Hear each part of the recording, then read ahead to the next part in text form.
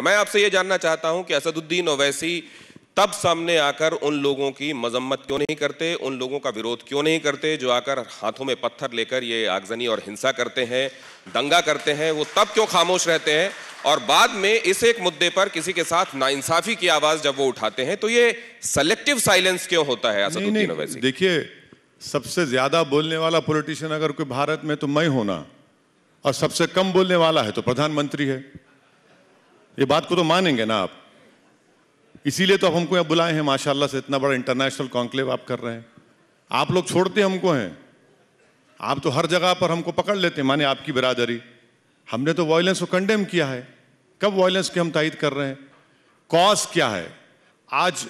आज वायलेंस हुआ, कॉज क्या है उसका? उसका कॉज ये है कि देश के प्रधानमंत्री ने गलत फैसला लिया। आप एक कॉज पैदा करते हैं और उन नौजवानों में आप बेरोजगारी उनका मुकद्दर बनाना चाहते हैं जो 2-2 साल से इंतजार कर रहे थे कि फौज में, नेवी में, एयरफोर्स में उनको जगह मिलेगी। आपने वो कॉज किया, आपने वो गलत फैसला लिया, आज वो जमीन पर आ गए। अब आप बोलेंगे वो क्यों आए?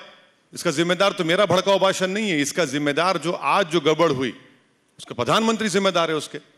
अब उस पर क्यों उन्होंने फैसला लिया? वो भाई 2 साल से आपने रिक्रूटमेंट नहीं किया, इलेक्शन हुए, सब हुए, मगर रिक्रूटमेंट आपने नहीं किया। आज आप रिक्रूटमेंट करते हैं 4 साल का, कैसे होगा बताइए आप?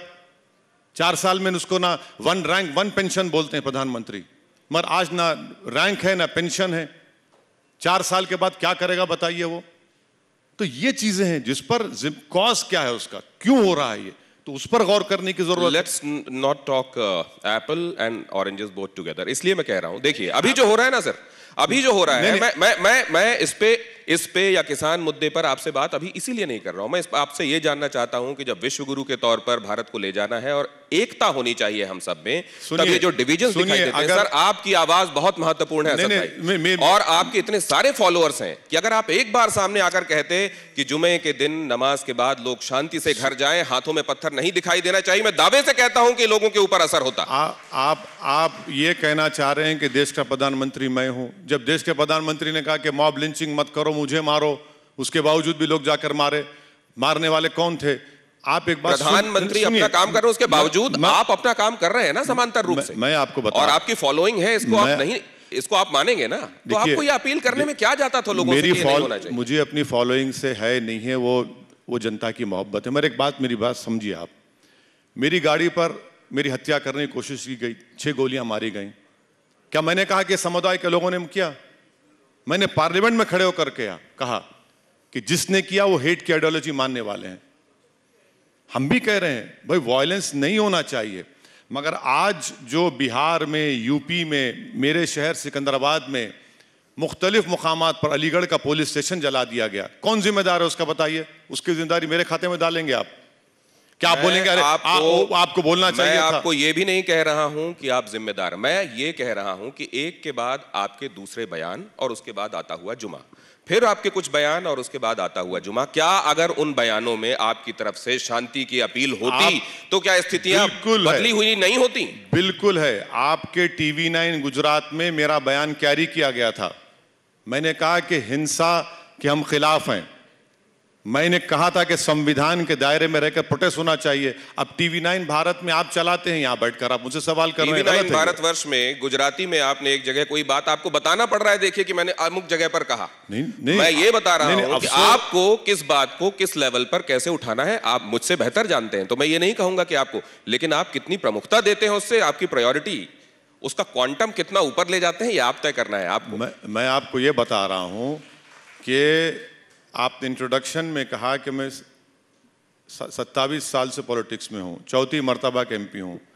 आपके दिल में सवाल ही क्यों पैदा हुआ कि मैं वायलेंस को प्रमोट करता हूं? ये तो सवाल पैदा ही नहीं होना चाहिए ना। इट शुड बी टेकन कि मैं सवाल ही पैदा नहीं होता।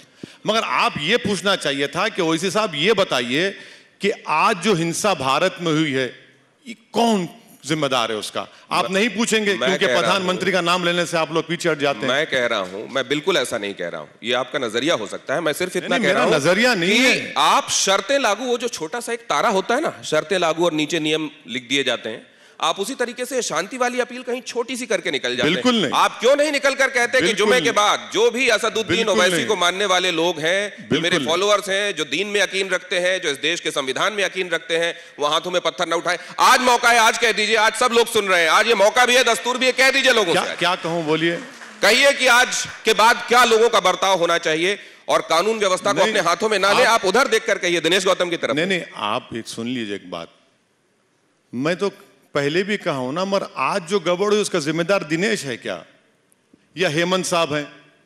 आप बताइए, या योगेश है?